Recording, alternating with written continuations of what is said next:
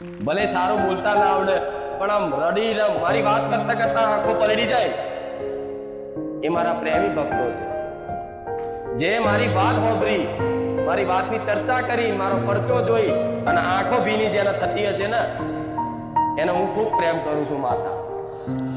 એને હું પ્રેમ કરું છું, જેને હું વાલ કરું છું, એને આ મારા નામ લેવાથી, મારું સ્મરણ કરવાથી, મારી વાત સાંભળવાથી, મારો પરચો જોવાથી રામ આંખો પલળી જાય. અને આ આંખો પલળવી એ સાચી ભક્તિનું એક પ્રતીક છે કે તમારી અંદર મારા પ્રત્યેની પ્રીત જાગી, ભક્તિ જાગી. એનું એક જ પ્રમાણ તમારી આંખો પલળી જવી જોઈએ.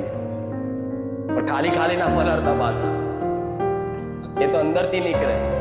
ભલે કોક દાડો નીકળે તો સમજી લેવા કે મારી કૃપા છે. અને ના નીકળતા હોય તો એના માટે કહીશ કે પ્રાર્થના કરજો કે માં તારા હરખ મન, તારી ભક્તિમાં મારે એક વખત રોવું છે. દુઃખમાં નહીં હો, દુઃખવાળા તો માથા ના પસરતા. દુઃખવાળા તો રડતા જોઉં ને એટલે એમ તું જા રડી નાય. હરખ ના આંસુ. આમ મંદિરમાં જાઓ એટલે રૂવાટી ઊભી થઈ જાય ને રૂવાટા ઊભા. આમ ભજન વાગે, ડાકનું વાગે, માતાનું કે આરતી વાગે તો આમ વાઇબ્રેશન થાય, આમ વાળ ઊંચા થઈ જાય, થાય ને એવું. તે વાઇબ્રેશન થાય ને તો સમજી લો મારી શક્તિનો ટચ થાય છે, તમને અસર થાય છે.